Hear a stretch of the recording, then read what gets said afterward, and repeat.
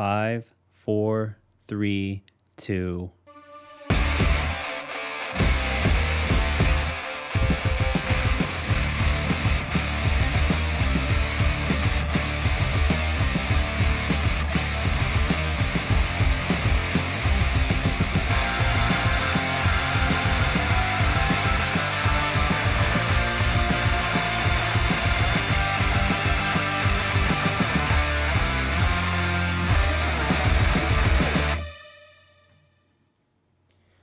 What's up, everybody? This is Darreck Kirby, aka DDP, back again with another live stream here to talk about the Dallas Mavericks. Now, it's been just a minute since we've had another one of these live streams, but the season doth approach now. We are less than a week from the start of the Mavericks season. That is, frankly, kind of surreal to think about. It feels like we just wrapped up the season in some respects. And that's weird to say because I realized last year, from the time the finals ended to the time the new season began, was obscenely short, like 7 or 8 weeks.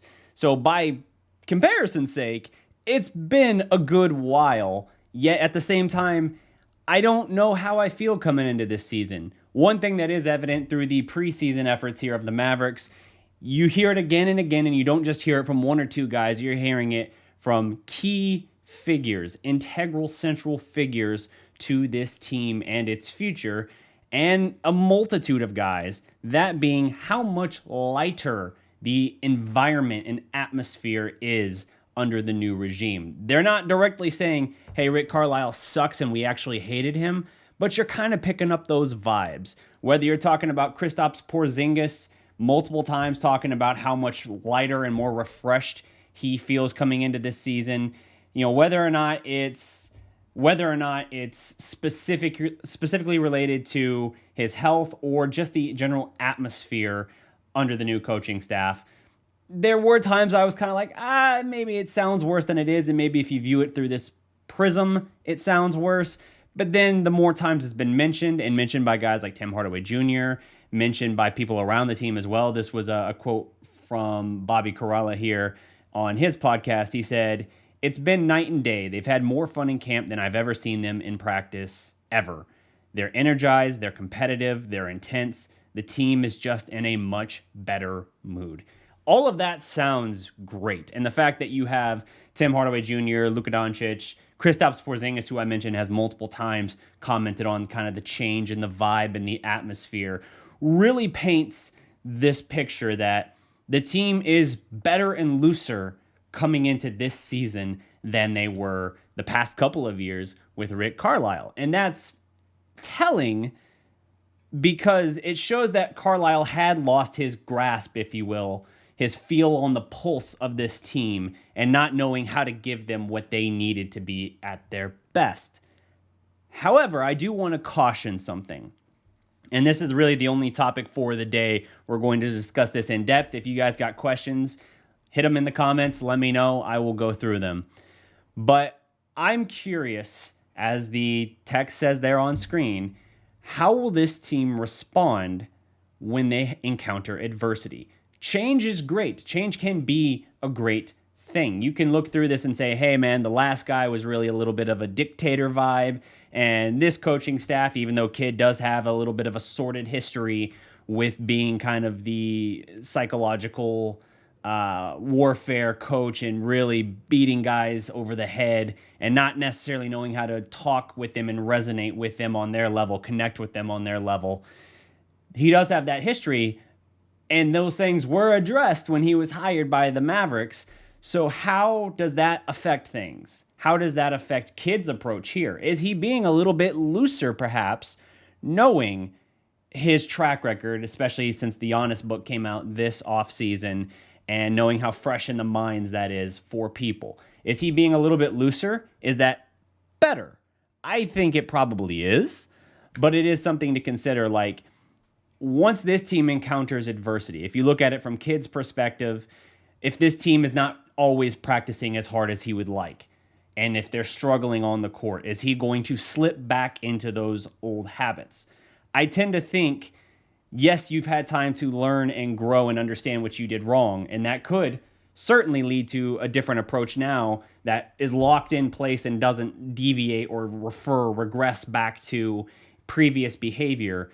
But I tend to think you also have a situation where everybody can say, hey, I understand what I did wrong, and I'm not going to do that now. These are the things I'm going to do instead. But then when the adversity actually hits you, you kind of regress back to your previous pattern of thinking.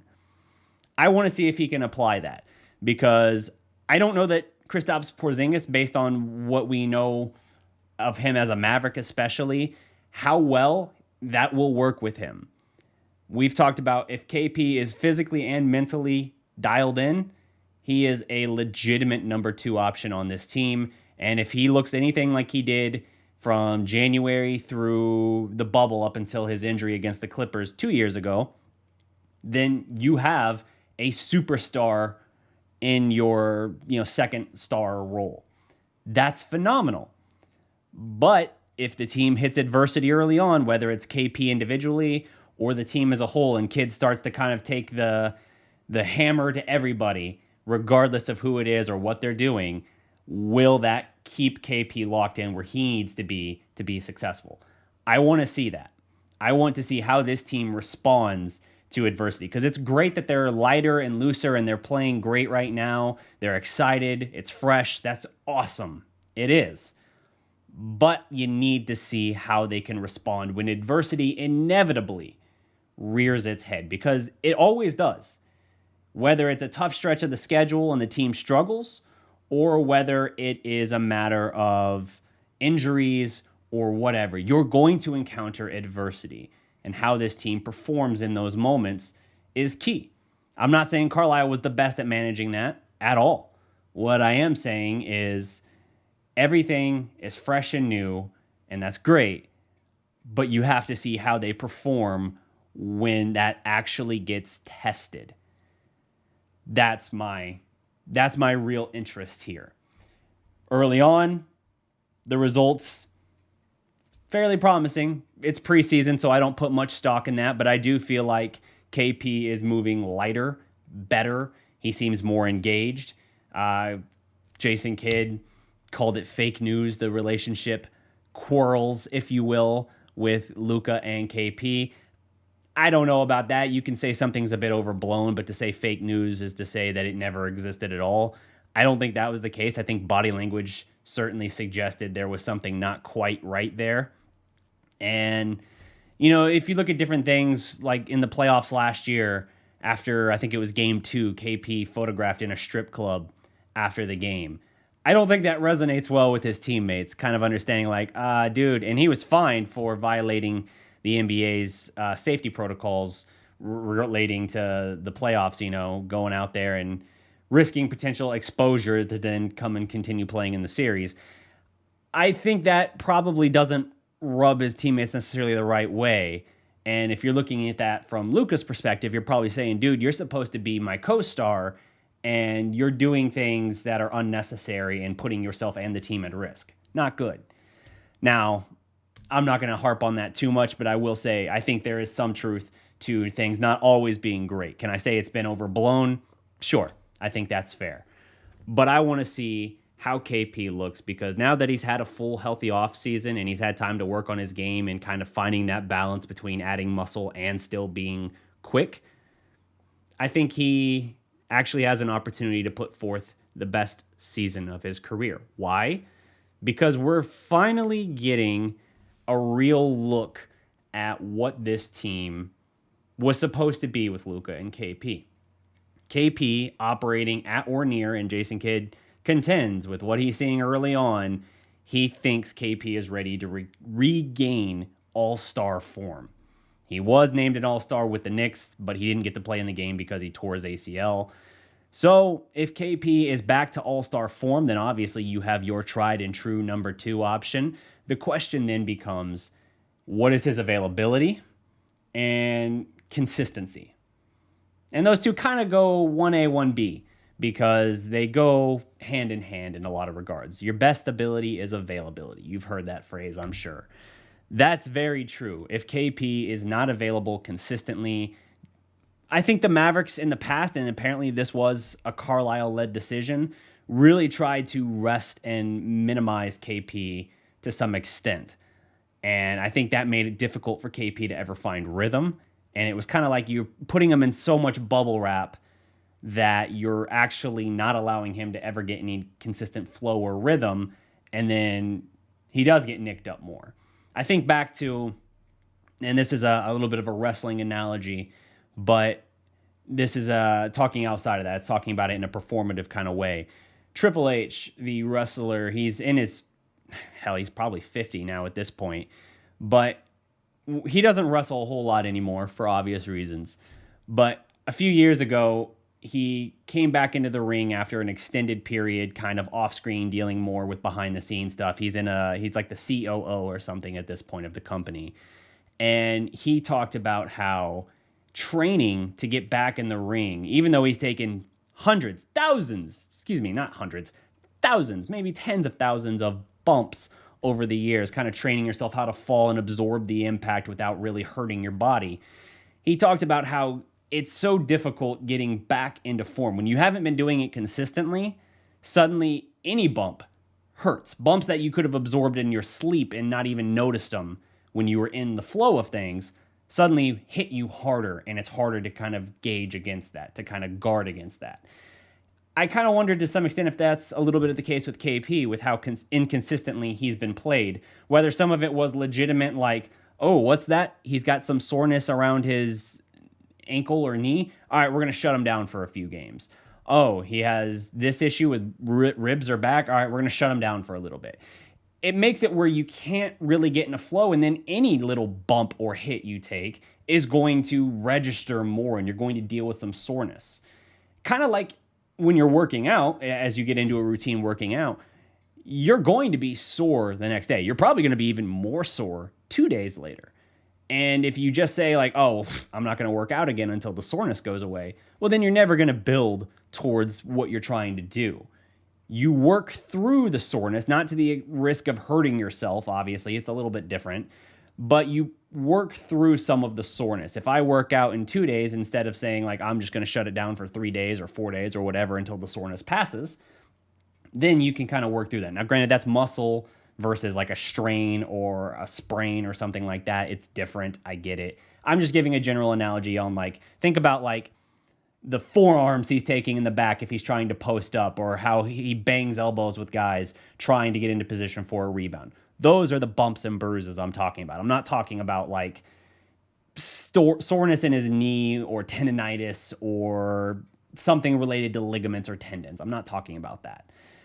That is how I kind of view this. So I want to see if he can be relied on, and if the coaching staff trusts him and is willing to give him that opportunity, because I think at this point it's a make or break year for KP. If he's able to play majority of the games and play at that level consistently, then you've recouped the value of that contract and you officially don't want to move him, frankly. That's my thinking.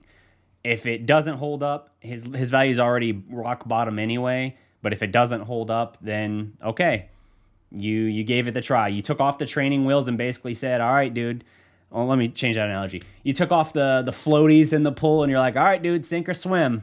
Either you're going to, rise to the occasion, improve your value, and therefore be deserving in our plans moving forward like we wanted you to be, or you're not, and it's going to confirm that we have no choice but to move on. That's kind of where they're at for that front.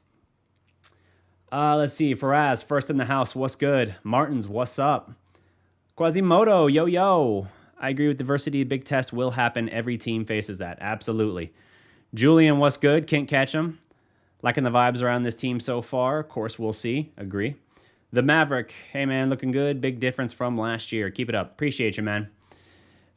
Could naming Powell to the starting lineup be a way to raise his value for a later deal, i.e. Dragic?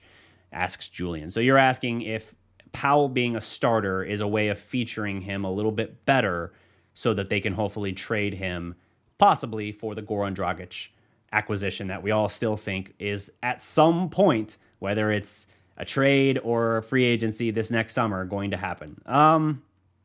It's possible, but I would also contend if you look at Dwight Powell Granted, he didn't get to do much in the series against the Clippers, and that was a little bit surprising. When I wrote about that series before the matchup last year, I said that was one of the big X factors that was different about the year before, and it just didn't get a chance to translate. In fact, I also said that about Jalen Brunson, who wasn't much of a factor in that series at all. So, it kind of shows how even the things that I thought were different and going to be notable didn't really pan out. But if you look at Dwight Powell specifically, he did reach a turning point last year where he went from, post Achilles, Dwight Powell just doesn't look right and might not ever be right again. They need to move on from this contract, to, okay, I'm starting to see Dwight Powell in there again. The Dwight Powell that's effective, not saying I love the idea of him being my starter, but more effective and more justifiable to have on the team. Now, does that mean that I want him at the contract he has,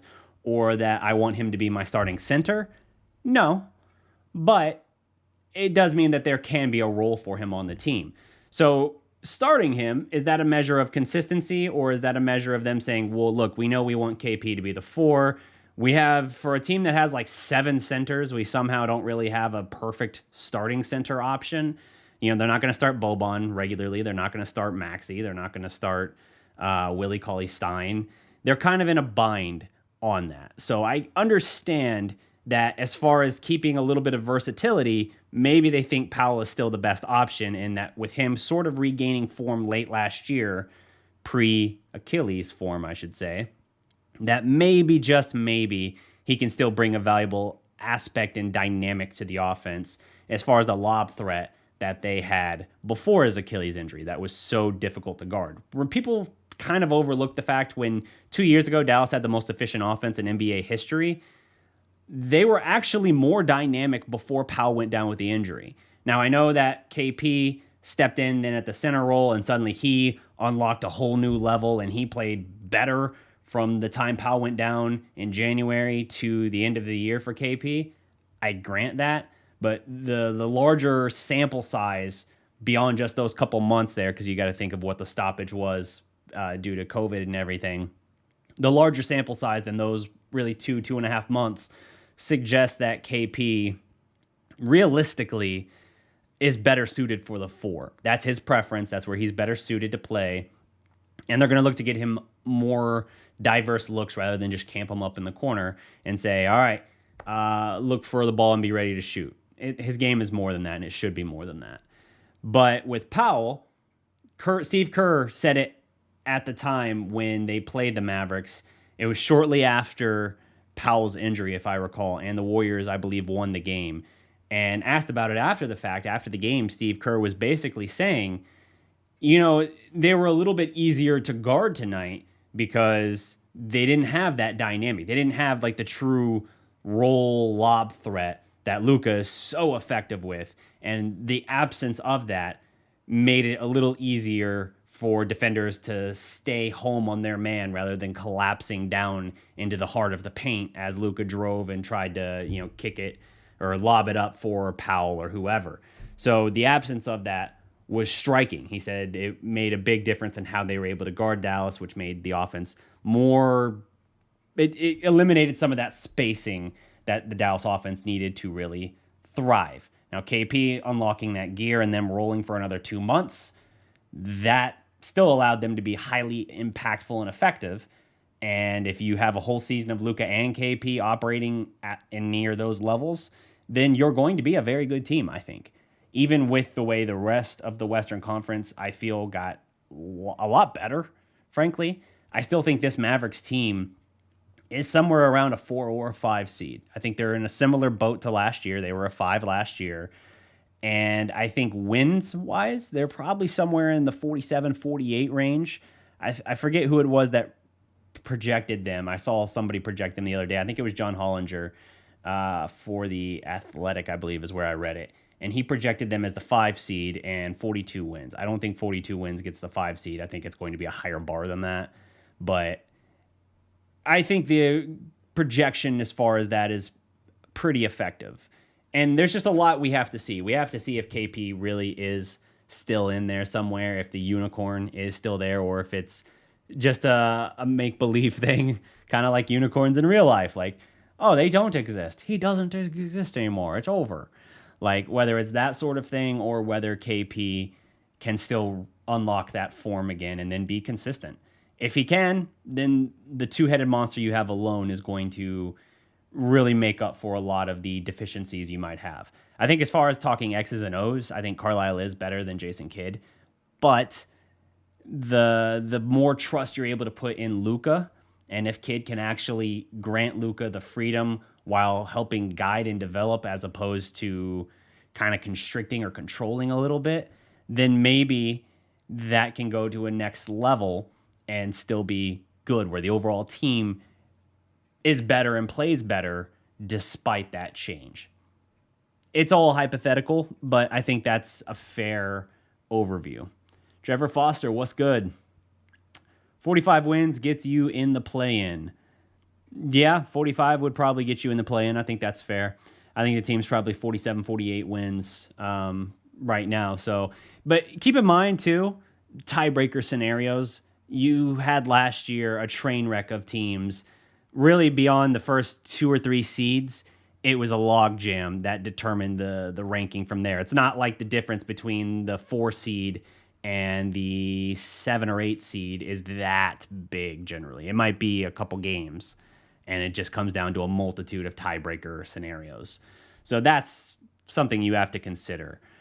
I would say for the Mavericks, that's probably a good projection for them, is about the same level.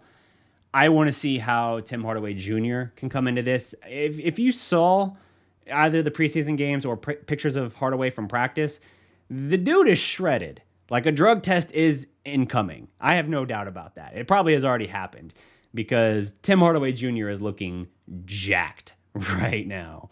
And that's encouraging as long as it's not messing with his shooting stroke. That's encouraging because it's like, oh, it's a dude who got paid and then worked his ass off in the offseason to get bigger and stronger and try to have an even better year. Hell yeah, I like that. If he had come in a little bit out of shape or doughy, then I would have been concerned at that point. But that's never been a problem for Hardaway, coming in shape and looking generally pretty good. Maybe he hasn't hit the ground at a full sprint to start the year always, but the guy has been your most consistent third option since he got to Dallas in that KP trade a couple of years ago. So I'm really interested to see how he's able to respond to the adversity this year because, you know, last year when they acquired Josh Richardson, he was supposed to be the guy that pushed as the third option, that Hardaway was going to be option 3B. And yet, after the first month of the season, granted, there were extenuating circumstances for Richardson. Richardson fell off, and Hardaway just kept being Hardaway. Had, I think, the best year of his career overall. And, you know, he was stellar in that playoff series. He kind of fell apart like the rest of the Mavericks role players in Game 7. But in that series overall, Hardaway was sensational. He was Dallas' second best guy. And if they had been able to, whether it was health or limitations or just usage, if they were able to get anything out of KP in that series against the Clippers last year, they win it. But the fact is, they were not able to get much of anything because they kind of schemed him out of it. And I understand trying to protect a player in the areas that they are limited. And KP last year, as I said before, between the stupid short offseason of like 7 weeks, him having to have the meniscus surgery and rehab from that, not being able to come back in full proper shape, or let alone go under the hood or do any of that. It's just immediately back to like, okay, you're good to play? Great. We're kind of devastated because of this COVID situation. We just lost like 6 guys for like 2 weeks. So we need you to come back now instead of giving you an extra 3 weeks or something like that, like we were kind of wanting to do. And yeah, you got to go right back to a full season grind now, like a 70-game schedule. I guess at that point, 60-game schedule because he missed the first 10. That's incredibly difficult to ask of anybody in that situation, let alone a guy that's had his history of injuries and, you know, difficulties as far as managing his body and availability. So I think it just set up to really, really put him in a tough bind and never really had an opportunity. So whether it was the limitations from that in the postseason or just Carlisle saying like, look, dude, you're a good enough shooter that I want you out there and you can offer flashes in other areas, but I'm basically scheming you out of the game and putting you in the corner because, oh, they're going to put Kawhi on you. All right, well, that's a push. Or not a push. That's a loss. I can't do anything about that. I'll just try and stick you in the corner and see if we can win 4-on-5 because Kawhi is going to help out. He's not going to, unless KP's lighting up threes, he's not going to stick to him like glue. It was a no-win situation. And I was really bothered as that series went on, the lack of adjustments we saw. Even putting Boban in the starting lineup of Game 5, yeah, you won in Game 5, but it wasn't because of Boban. It wasn't. Like, no disrespect to Bobby. I love Bobby and what he brings to the locker room. He's obviously one of Luka's best and closest friends in the franchise. That's great. But Boban, the Clippers lost that game in Game 5 because they couldn't hit a three to save their life. They got so many wide open looks that they could have easily made, and how they had shot for the series overall would have made. They entered the year last year the number one three-point shooting team in terms of percentage and attempts. They just, in that particular game, didn't hit them at a very high rate, and so Dallas, against all odds, escaped with a win despite schematically doing the thing that should have guaranteed defeat. And then I thought, okay, wow, I can't believe you got away with it in Game 5, but you cannot do that in Game 6. You have to counter again, because now they're going to make that adjustment, or at the very least, they'll just make their shots. Dallas didn't counter. And then in Game 7, they didn't counter either. They just kept doing the same thing again and again and again and again and again and again. And they left KP in the corner. Like, the lack of adjustments baffled me in the playoffs last year, because I was like, What are we doing? I've seen Carlisle make strokes of brilliance in his lineup changes in playoff series before. The finals. Taking out Deshaun Stevenson, who was having a good series, in favor of defensive liability, but spark plug JJ Barea. He made that change after Game 3 down 2-1. Mavericks never lost again that series. 3 straight wins to win their first and only title. That is madness, the balls it takes. You're literally, sort of similar in the sense that you're putting the defensive liability out there, but at the same time, in that case, you were able to say, like, look, the overall impact of this is greater because it's opening up things for us otherwise. I don't think you can say the same thing about Boban. And then when, at the very least after Game 6, when it showed like, man, we got away with it in Game 5, but I don't know that we should have. And then in Game 6, it burned our asses after we seemingly had that put away, because they didn't use Boban a whole lot in Game 6. His plus-minus was not good. They got burned, and then they didn't learn from it. They did the same thing in Game 7, and it was just baffling to me. Then you look at the 2014 series against the Spurs when you were the 8th seed. You gave that Spurs team their best challenge in the postseason. Not even LeBron's Heat took them past 6 games. No, they lost in like 5 they beat the Heat in 5, I think, that year. You took them to 7. Now, they whipped your ass in Game 7, but you took them to 7 with Samuel Dalembert as your starting center, with DeJuan Blair as your X factor off the bench. Like, you basically were Monte Ellis, Dirk, Vince Carter. And keep in mind the age of these guys, too, as I say this. Like, Monte was still in his prime. You had Monte Ellis, an old Vince Carter, an old Dirk, and an old Sean Marion. And you took the far and away best team in the NBA that year to Game 7. Madness. So you've seen the adjustments. I mean, hell, they were playing in that series Sean Marion on Tim Duncan in the post. Credit to Sean Marion. Still does not get near the respect and admiration he should for that title. He does not get the credit that he deserves. But still, we've seen that from Carlisle. And they didn't do it last year. They didn't show that willingness. So leaving KP in the corner, disaster. I don't know how to say it. Maybe KP was just too physically limited, and that was all you could do. But they didn't want to tip their hand that KP was that limited, so it was better than shutting him down and having more availability concerns. I don't know. Maybe there was him trying to play 4D chess, but the point is his chess strategy and decision making was based on stuff outside of what was on the court in that series. And that's a problem. So I'm curious to see, how will the new coaching staff manage this? How will the team as a whole play? They made a lot of changes, but not a lot of splash moves, obviously. If Reggie Bullock, he's not going to be burdened with the idea that he has to be the third option, but a 30-year-old Reggie Bullock that you acquired for 3 years, $30 million being your splash move, I think he'll be good here.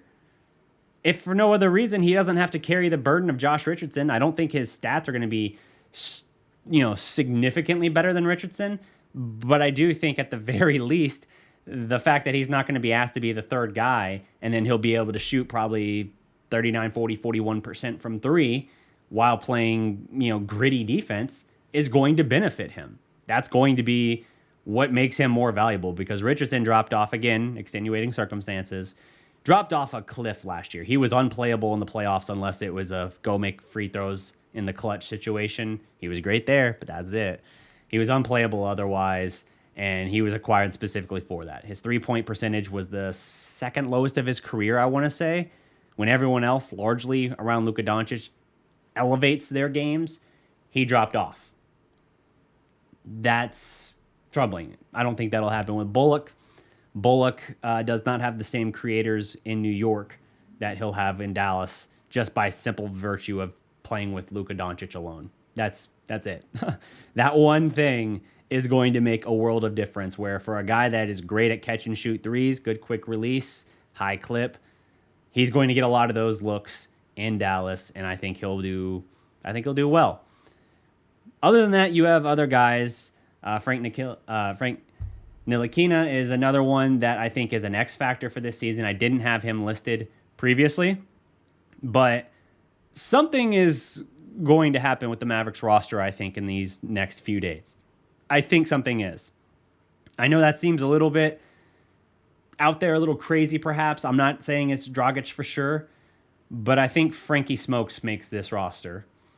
Obviously, they have him on a 2-year deal with a team option in year 2, but I think he's going to be more integral to this team. Even if it's more in a defensive capability side, he's got great length. He's not necessarily a playmaker, but I think he's going to bring some things to this team that carve him out a nice role that will help. I want to see, though, what they're able to get out of their role players, because right now it's like you got Luka as your superstar, KP as your pseudo star, we'll say at this point, not even superstar. You have star and then you have superstar as a pseudo star, and then you have a bunch of kind of second grade role players, and I think Hardaway is the top end of that and capable of playing in that star capacity as well in a given night. But I just don't think they have enough of the in-between. They have a lot of guys that are nice little bit parts, but not guys that necessarily filled out that next tier that you need. So it's good if you got several glue guys, but if you're nothing but those, then it's like, okay, how much higher can you expect Dorian Finney-Smith to reach? How much higher can you expect Maxi Kleba to reach?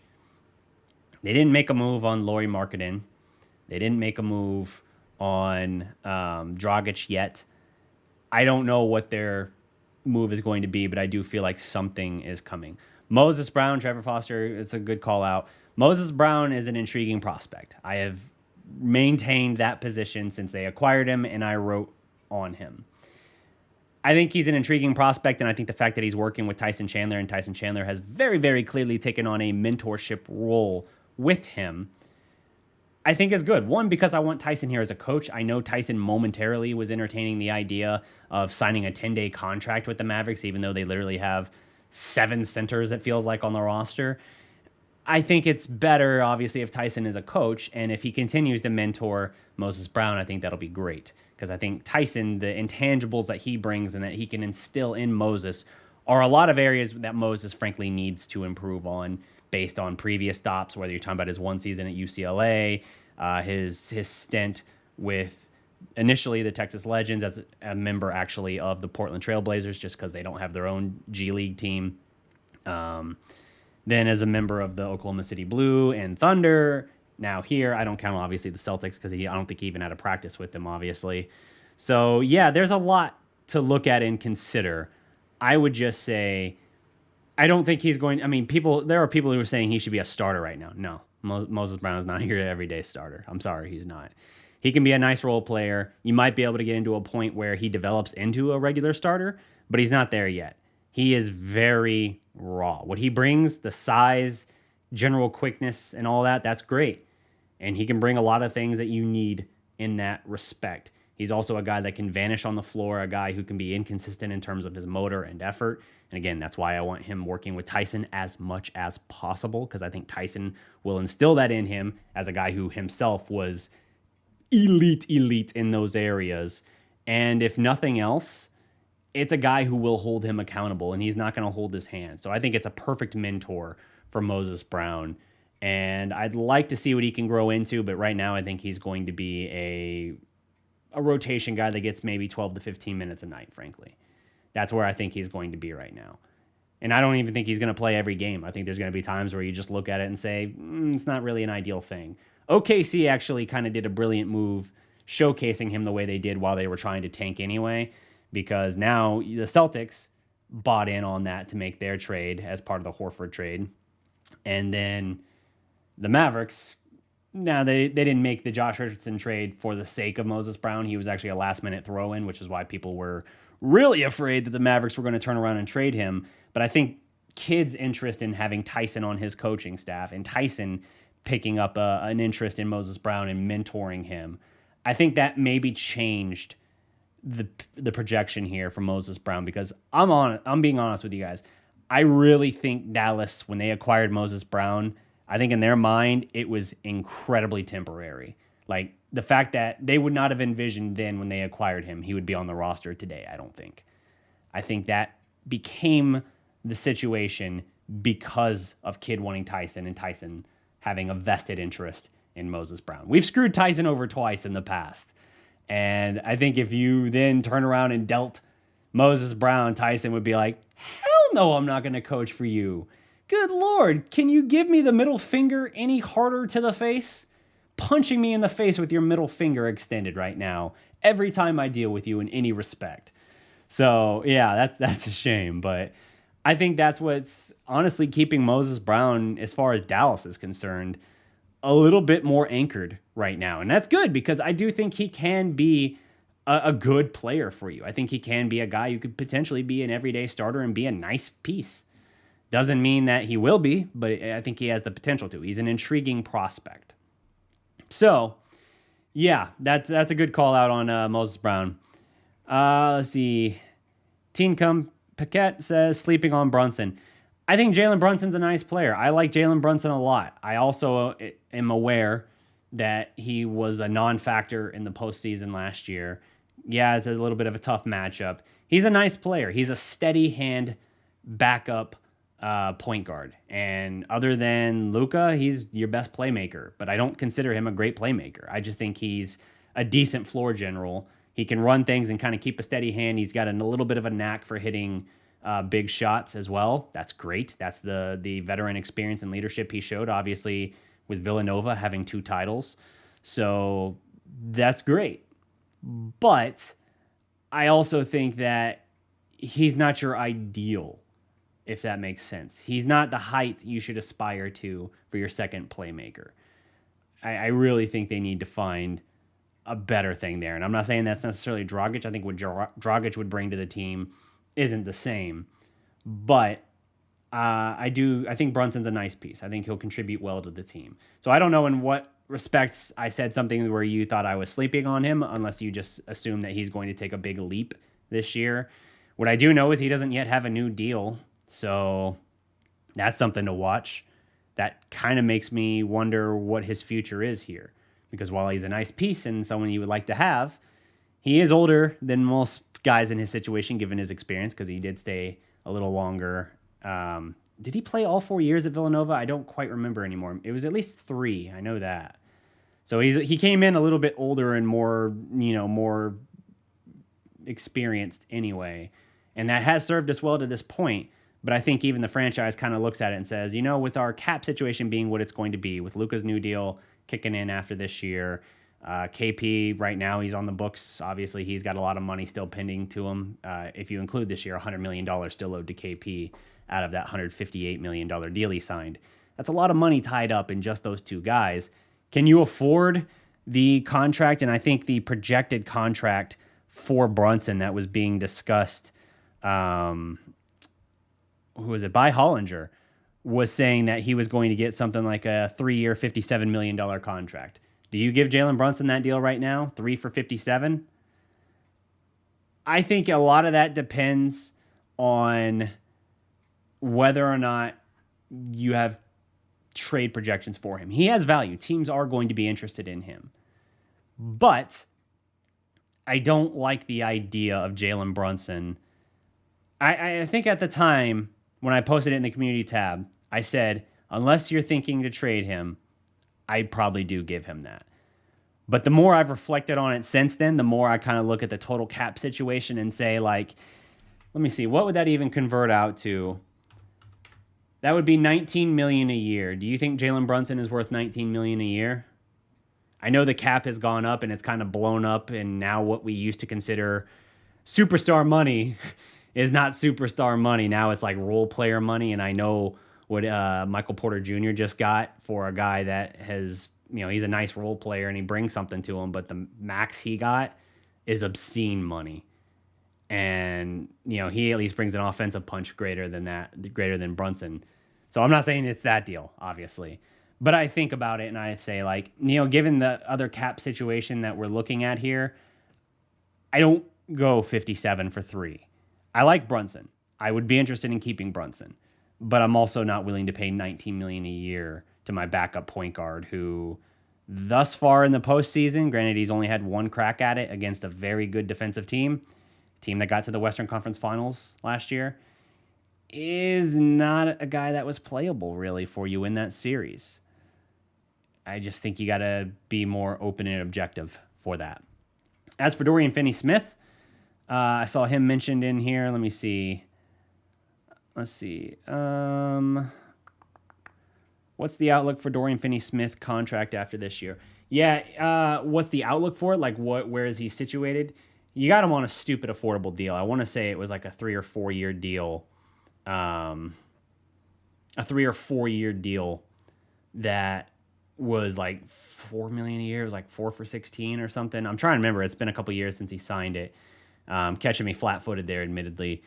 He deserves a bigger contract. He's become a dead-eye three-point shooter, and he's still your best complete defender, I think. Maybe Bullock can challenge him in that respect this year a little bit, but I really think Dorian Finney-Smith is invaluable to your team in what he brings. Maxey, I'm curious to see how he bounces back defensively. We know he still shot a great percentage last year, over 40% from 3, and that's awesome. But you do have to keep in mind, defensively last year, Maxey was not the same as he was the year before.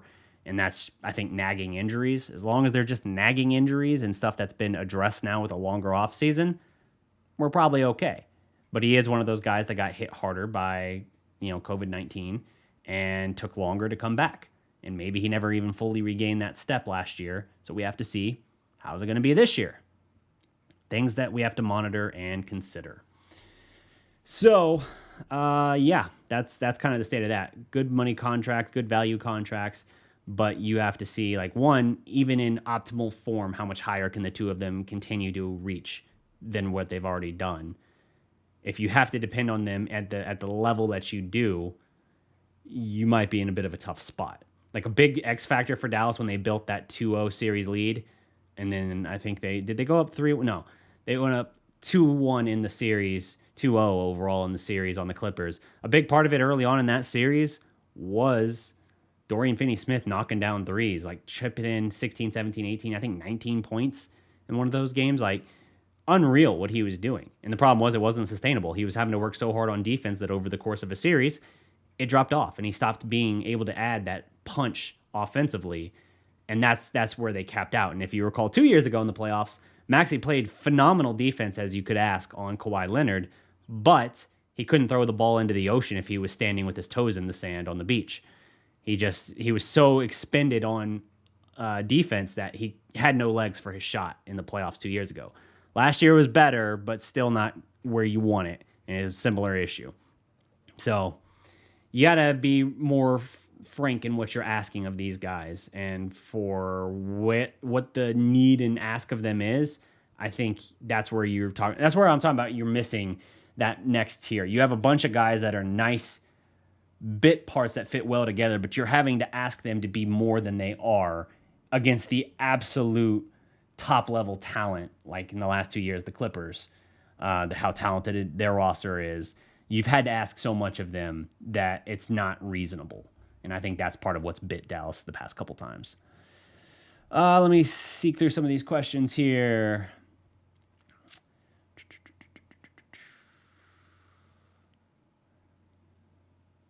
The reality is, if Rick is happy and stay, maybe we're going to move KP for better players. I don't think that's a reality. I don't think KP had value to flip for better players. Maybe, we don't know all the details of Rick's departure. He stepped down, whether that was him actually stepping down or the franchise kind of nudging him that way, I don't know. Obviously, by that point, there was a lot of focus on the relationship with Luka. The guys that were most critical of Luka, and it's not lost on me, I'm not saying Luka did this, but I think the Mavericks kind of understanding that maybe this isn't good for the long-term future. The two most critical guys in the front office, brain trust, if you will, were Donnie Nelson and Rick Carlisle. They said, hey, he's a phenomenal talent, but he's got to learn to get his teammates better involved, which, by the way, Kid used to stray away from using that kind of, not criticism, but critique of Luka, and I've noticed he has started talking about it a little bit. That's interesting to me, and it's not to say that it's completely baseless and it's just like, how dare you, sir? But I do think it's something that you look at and you say, like, interesting. So if that was a sticking point for you, now that Luka's signed his new deal, your new regime's in, and it's like, all right, clean slate, cool. Hey, by the way, I still kind of think that a little bit. Like, I don't know. We'll have to see how that evolves. Eugene, it's a very small sample size, and he's an older rookie as far as this goes. But I will say, watching him preseason, I definitely picked up, and I said it in the community tab as well, I definitely picked up Brandon Bass 2.0 vibes. And Brandon Bass, he wasn't the biggest dude, but he was a very good player for the Mavericks. He went on then, obviously, I think he went to the Magic first, and then his most notable years as far as a national perspective were with the Celtics. But Brandon Bass was a hell of a player, and I see similarities in Eugene's game. I would very much like to see him carve out some kind of role here, because I think that's an aspect, an element of the offense that would really just be beneficial overall. Let's see, he had in one game 19 points, 2 assists, 5 boards, 2 steals. Yeah, I'll take that. I am curious to see, preseason's a different animal, man. It really is. And G League's a different animal. That's one reason there's concern with Tyrell Terry, because even at the G League level, he hasn't done great. He hasn't dominated. There's not a whole lot there. And now I don't know if he's back with the team now. I know he left again for personal reasons. I'm at this point where as much hope and faith as I had in him being able to be a viable player for them off the bench, I've kind of lost a lot of that belief. And I don't know what he's going through. I don't know what issues he's dealing with. I'm not gonna, cast too much judgment not knowing that. But I will say, for a guy it's not beneficial for him, for a guy in his kind of precarious situation to be in this spot and not able to show a lot of growth and development. And then not even in the G League level of play, able to, Summer League as well, not able to really step up and show a lot. That's concerning to me. So I don't know there. But yeah, Eugene, I'm interested. It's a very small sample size. We have to see, but I'm intrigued by the little bit I have seen of him.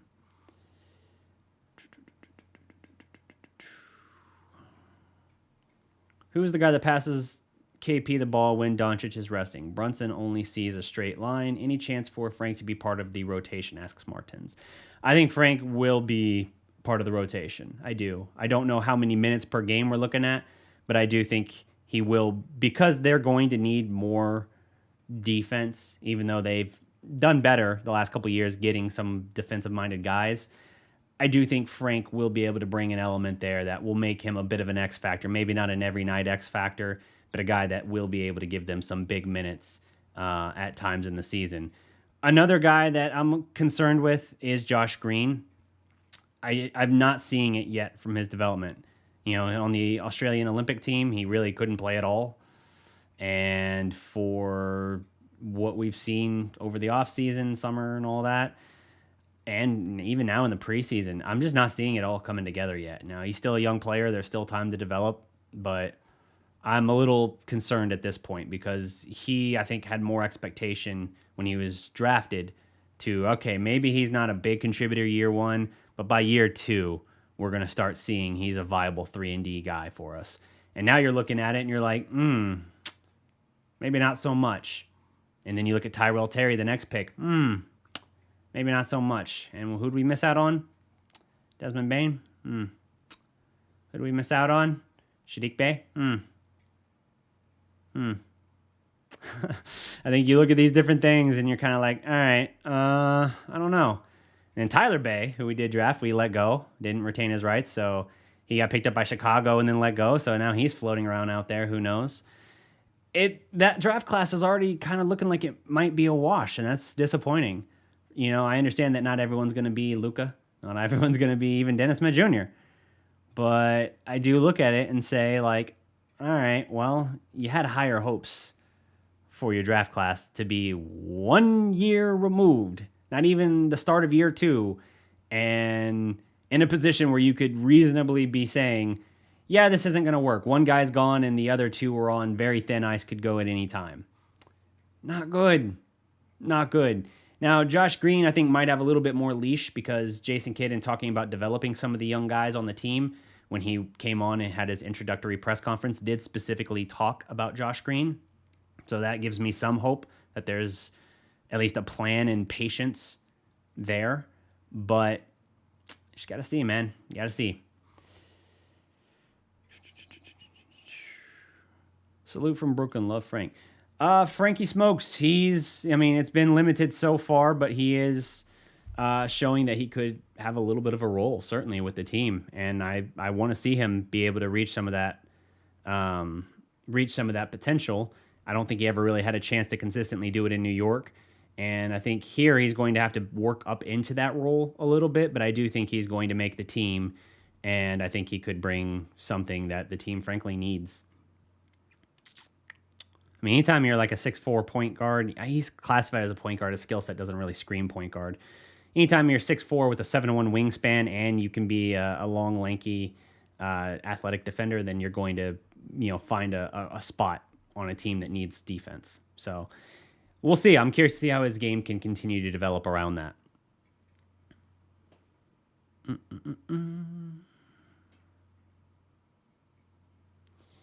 This is the last year for Brunson and Finney-Smith on their contracts. Maxey has 2 left on his. Okay, so there you go. Good clarification. Appreciate that. That being the case, yeah, Dorian Finney-Smith, I think they're going to look to retain him. He's 29 years old. Him and Maxey were both undrafted free agents. I don't see Maxey getting another deal because I think he's in that same boat age-wise. Maybe I'm wrong. But I don't know that Maxey gets another deal because I do think you're seeing a little bit of a regression for him. And I think Dorian Finney-Smith, if things go well this year, then I think he'll get a new deal. If things aren't going well, then he might be a traded asset to work towards, something in the future.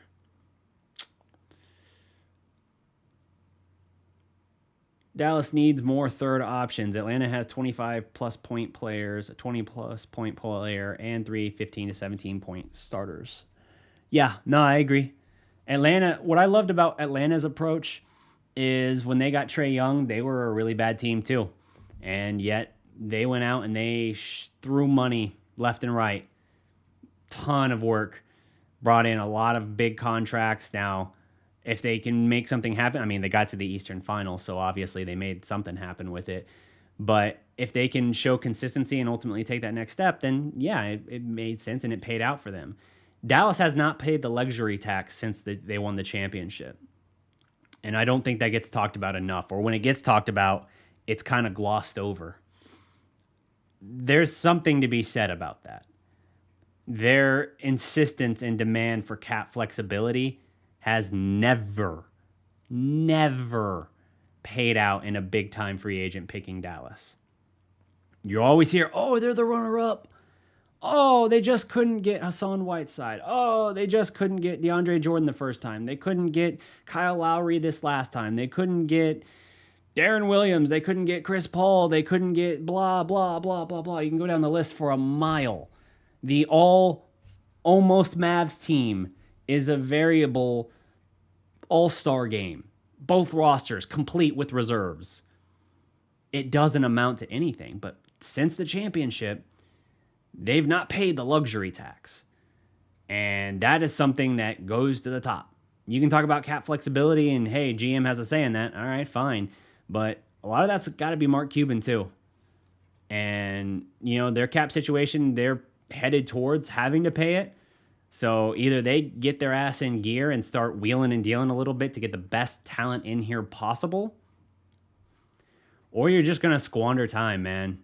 Show me a team in the last 10 years that won a championship without having to go into the tax. Maybe Golden State during the first part of their dynasty, because they had guys that were so young in their career. They basically were the fully realized dynasty that the Thunder thought they were going to be and then never won a single championship with. Maybe that's it. And even then, look at that Oklahoma City Thunder team. They were afraid of going too far into the luxury tax, so they dealt Harden because he wouldn't take a team-friendly deal to make $56 million instead of $80 million, and so they dealt him.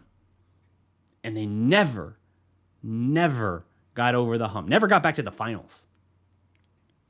Show me a team that in the last 10 years has won a championship. And I say this expecting that I could be wrong. Maybe there's an example beyond Golden State, but I don't think there probably is. You have to be aggressive. You cannot just look at it and say, hey, this team will do it all right now, and I don't have to pay into the tax. I don't see that happening. I don't think you can play that game anymore unless you're drafting straight studs. Unless you're getting, you already had Clay in Golden State. Unless you're getting Steph and then Draymond Green and then a great coach and all this stuff just magically comes together, and then you're able to fill it out with great role players through player assessment, Andre Iguodala, all that. Unless you're able to put something like that together, which is so improbable, you're going to have to be aggressive. And Atlanta, what they did last year, clearly paid off. They went from a joke in the East to the Eastern Conference Finals in 1 year. I'm just waiting on Dallas to win a freaking playoff series, man. That's where I'm at. I wrote in my last article for the Smoking Cuban, which I'm realizing now I forgot to link for you guys. I wrote about my 3 X factors. The list was similar to the video I did, but not entirely the same. Mostly that George wasn't involved. Yeah, leave me alone. I'm still live streaming. Mixed reaction to George, I'm finding. But in that, I kind of joked at the start of it, like, your X factors are who determine your season. They determine how high that you can climb or how far you're going to fall. And the question is, can they get you to the promised land the second round? Because at this point, that's how low the bar is. That's bad. That is so bad that we're in that position. That we're just like, dude, I just want a playoff series win, man. Like, give us that at least. Atlanta went from a joke and a lottery team to freaking Eastern Conference Finals because they were aggressive and they spent money. Now, they had some cap flexibility, more than the Mavericks had last year, but the Mavericks have had 3 years with Luka Doncic previous, and they've not done this yet. They've not built a team really around him. They've depended a lot on what they already had and made tweaks around the edges here and there. And with this new regime, early indications, more tweaks. I think we need to be more aggressive than that, but maybe they know something I don't. That or I'm going to be screaming my head off by the end of the year again, just lamenting the fact that my team still doesn't get it, even with a complete, quote-unquote, leadership change and, quote-unquote, philosophical change. Let's see. I got just another minute here before I wrap this up. Gabriel Fosta says we need to package KP after he regains his value and 2 to 3 players for a real star. Who could the star be? I mean, you got to consider, man, there's so much that just hit or miss every year. It's maybe a Karl Anthony Towns comes available, but I don't know. If KP is recouping his value, unless you're literally jumping on it the second he's put together some kind of consistency, I just don't know. Maybe Cat would be a move I make because that dude's, I think, a greater, fully realized version of the unicorn that KP was marketed to be.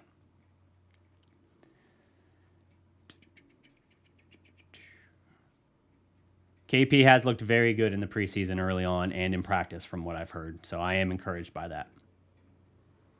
I read somewhere 95% of teams in the cap era has been in the tax to win. There you go. Tomorrow Sports gives that clarification. To win a championship, 95% of those teams have been over the cap. Yep. How do you think the new coaching staff will affect the rotation starting lineup going forward? Well, Powell's going to be the starting center, apparently. That was oddly declared just out there in the open, no problem. KP is going to be your 4. Means you're probably going to have... Honestly, they might have Bullock coming off the bench, which is going to be a little weird. But I'm curious to see how they balance the rotation. Carlisle's rotation at times could be very weird. You'd very much felt like he just had his guys he trusted and stuck to, Powell being one of them. And it was a little maddening at times to see how he managed those. So I'm going to be curious to see how they do. I don't know how Kid's going to manage it yet. I just don't. But I'm going to be interested to see if he's doing things differently or if he's going to be a little bit more unconventional than I feel like Rick was. I know Luka wants a ring and not round 2. I'm totally aware of that. I'm just talking about, like, as a fan base, we're over here saying, hey, man, for you telling us you've done everything right and been pragmatic for the most part, how are we still sitting here in no playoff series wins in over a decade now? Ridiculous. What do you think about Russell Westbrook? 15 turnovers in 2 preseason games. Did it affect out? Wait. What do you think about Russell Westbrook? Got 15 turnovers in 2 preseason games. Did it affect Dallas? Why are you asking me about Russell Westbrook and then connecting it back to Dallas? Do you mean like in terms of a target for Dallas? Russell Westbrook just got put on the Lakers. He's going to be there at least this year. He's not going to be a trade target. Russell Westbrook wears every ounce of heart on his sleeve and gives you every ounce of everything he has to do, of everything he has to offer. Practice, games, pickup games, doesn't matter. I respect the hell out of that for Russell Westbrook. Dude is a warrior. I've watched him play in a game with a freaking dent in the side of his face when he had like his cheekbone get collapsed during his MVP season. Unbelievable. That said, he's also about as loose cannon inconsistent as you can be. He's a guy that gets tunnel vision and doesn't always know how to manage a game and keep his teammates in it. He can make very impulsive decisions. And honestly, I think as loyal as he was to OKC for so long, I think because he was there so long and loyal to them and he stayed and was loyal when Durant wasn't, I think that put him in a position where the franchise really was reluctant to criticize or to try and pick apart his game too much. And I think that led to him keeping permanent bad habits that has plagued him in future stops for his career. But as far as a likable locker room guy and a guy who will give you everything and inspire his teammates, that's Westbrook. So that's my take on Westbrook. But he's not going to be on Mavericks. No way. Do I think Kidd will play our youth in rotation more than Carlisle? I think there's a good chance of that. I do. Carlisle, unless you were sensational like Luka, even day one, you weren't going to get a lot of minutes. Dorian. Dennis Smith Jr., who, by the way, looks like he's probably going to make the team in Portland now. Good for him. I'm happy to see him catching on finally. He never... Dennis Smith Jr. in Dallas as a rookie didn't play a lot of minutes per game. He also didn't, in key situations, he wasn't always in there. Rick didn't trust him. Rick didn't give him those opportunities. And it was kind of year two where he was like, all right, let's let you off the leash a little bit. And by All-Star game year two, he was like, I'm already kind of out on the prospect of Dennis Smith Jr. being a guy here. Even him willingness to convert to a role player, he's not just doing it with a smile and showing that he'll do it. Rick doesn't, I think, understand that for the championship team, yeah, you had a lot of guys sacrifice ego and willingness to take a step back, that being both Caron Butler and Sean Marion, guys who had been starters basically their entire careers, willing to sacrifice for the team. The difference is that 2011 team was a collection of veterans, none of which had ever won a championship. Not one of them had won a championship. They all were willing to sacrifice because they saw what the height and ceiling of that team could be, and they understood, this is probably my last best chance.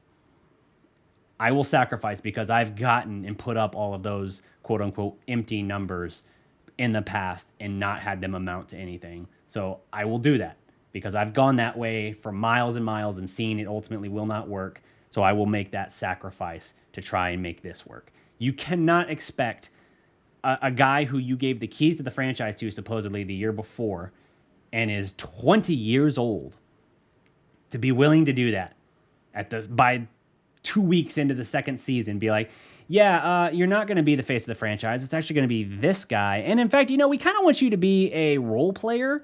Can you be like a secondary creator when Luka doesn't have the ball? Because, he's primarily going to have the ball. And, can you work on your defense? Just be a defense guy and occasionally create for us here and there. That'd be great. Thank you. You can't expect a guy to be happy about that. A kid that young, his whole life, he's been the best player on every team he's ever played for and been told he is a superstar, that he is a franchise maker. And then that quickly you take the rug out from under him. It's a tough situation for Dennis. I mean, Luka was clearly the guy, but it is what it is, man. It's unfair. And the fact that Rick then kind of said by All-Star break that year, I'm done with him. I already have seen enough for this experiment to be called a failure. That's not fair to Dennis. So I'm glad Dennis is catching on somewhere. And I'm curious to see how it goes. 3 questions left. Did you think giving Tyson a 10-day contract is a good move for the Mavericks? I know he was interested in it. I haven't seen anything that he got a 10-day contract. I don't think Tyson as a player has anything left to offer at this stage. I think he as a coach has an immense amount to offer. I think the reason he's kind of doing this, I think he's doing a lot of baby steps in this direction. The mentorship of Moses Brown is him tiptoeing into coaching, which he's curious about but not willing to fully commit to yet. And so I think this is a way for him to kind of be sort of a consultant and work his way towards that as he gauges his interest. So I think he has a coach, he has a ton to offer. The whole team, not just mentoring Moses Brown. I think he has a lot to offer, even guys like Luka, and I want to see it. But we're just going to have to see. Who are our next targets? Man, at this point, it's so hard to say. If they make a move, just find a way to get Goran Dragic here. That's something I think would help the team, and I'm curious to see what they do. Other than that, let's just see how the start of the season goes, evaluate the team. Let's not worry about trade deadline moves or free agents the following year. Let's just enjoy the ride. I think in an instant gratification scenario that so much of the world is in now, you're always looking to the next thing, and you're saying you're kind of making it a foregone conclusion of what are the ups and downs of the season going to be? What is a week-to-week story, a game-to-game story going to be around this team? Let's tap the brakes and let's see what the team is, and let's watch them for a while. Not cast judgment immediately. Something that I'm noticing a lot of people are already trying to draw huge definitive conclusions from 2 preseason games. You can't do it. You can look and say all right, well, KP looks like he's moving better and he looks like he's doing pretty well and he's engaged. The team is visibly lighter. Cool. You can draw that. That's fine. But that's not a definitive conclusion. You're not saying, therefore, KP is going to have a career best year and make it the All-Star team. Can't say that yet. So let's just see. Let's enjoy the ride. Let's see where it goes. If the team flies and soars, we'll be right there to celebrate and lap up every moment of it. And if they struggle, we'll be right here to commiserate it all. Lakers will be bad. All right, man.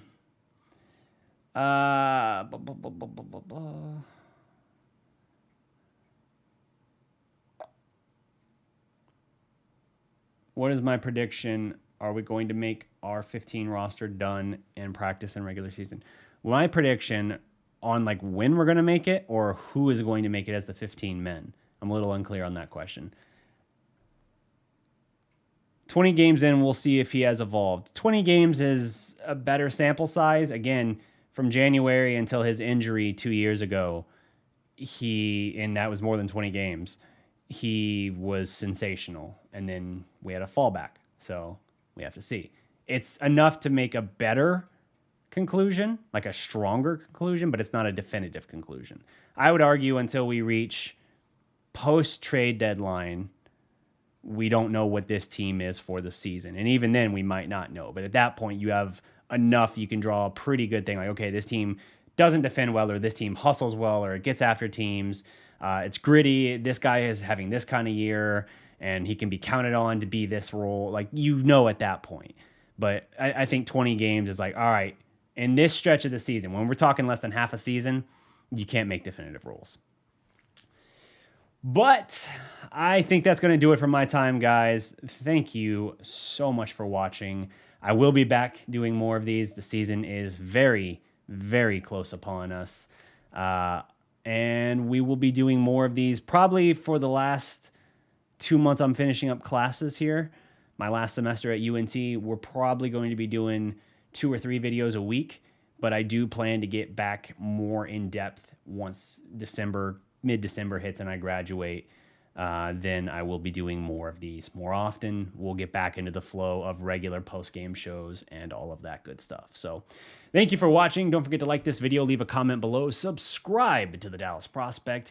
And until next time, guys, remember, every legend was once a prospect. Peace!